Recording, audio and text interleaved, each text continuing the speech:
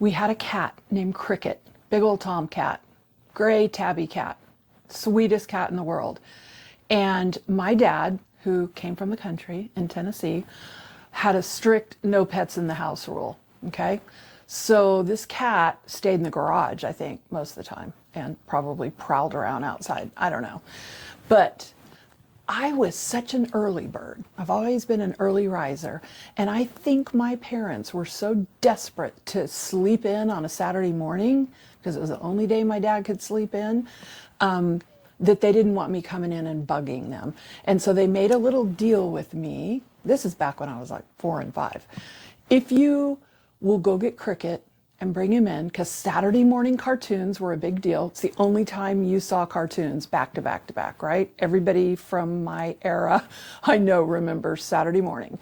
And they said, you can sit and watch Saturday morning cartoons in that chair if you'll go to the garage, you can bring Cricket, sit him on your lap, make sure he stays with you.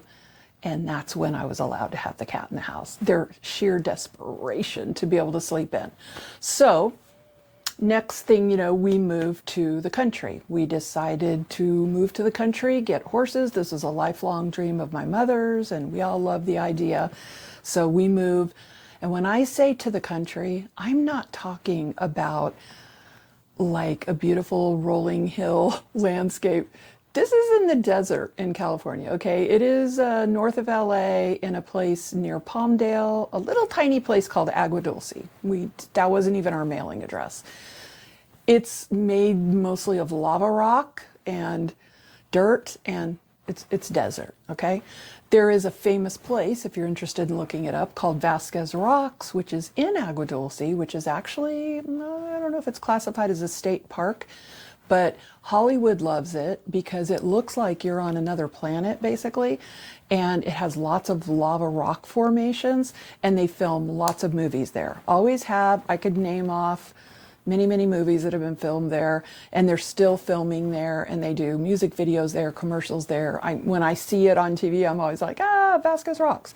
So we used to ride our horses over there as kids, and a couple times we've been there while they're filming a movie. So this is way back.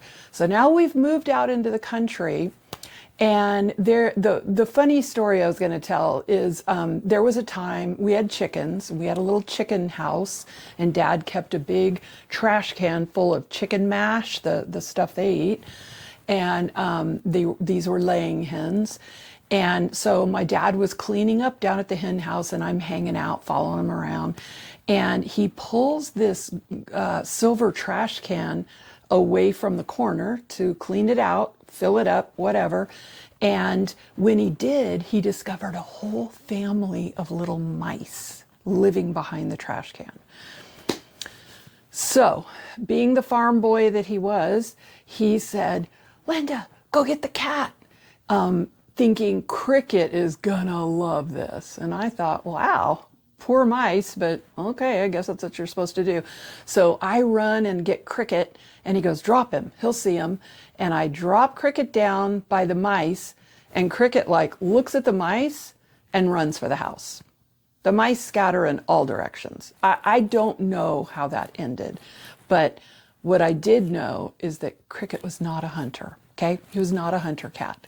He didn't know what on earth we had in mind. He was probably enjoying a nap up on the back porch. So, so that's the first part. So then it makes me have to tell the second part of the story, which goes way into adulthood.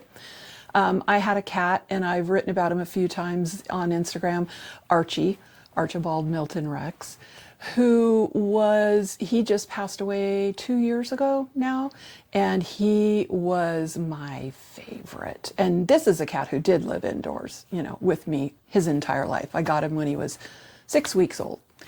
And that's a whole story, and I'm probably going to tell other Archie stories. But speaking of hunters, this cat was a hunter. He was exactly the opposite of Cricket, our other cat.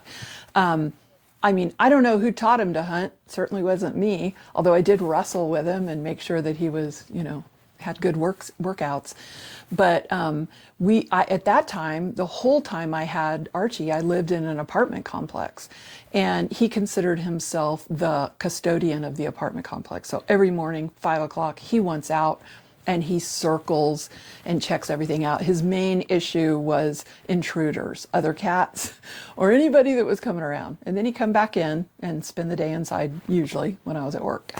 But he hunted to such a degree, I can't even name all the animals he brought back to my door. Now, I don't do well with dead animals. I am not the person to clean up a dead animal. But bottom line is, when you're living upstairs and your neighbors have to walk by your door to go to work, and there's a dead mouse laying there, you can't let it lay there. You have to pick it up. I have picked up everything from lizards to birds of all types, shrews, moles, mice, rats, you name it, this cat could catch it. It's unreal. And the worst of all, and I had a little meeting with him about the unacceptability of this one, was baby bunnies. I was like, oh, no, we don't do this. So I don't know what the deal was. I even had neighbors that told me that he brought gifts to their door. I think he felt like he was contributing to the family by leaving gifts. So those were my two opposite cats. But Cricket did a poor job, and my dad was disgusted and said, he's worth nothing. What kind of a cat wouldn't go after a mouse? Are you kidding me? So there you go. Told you there'd be dead mice and cats. Have a great weekend. Bye.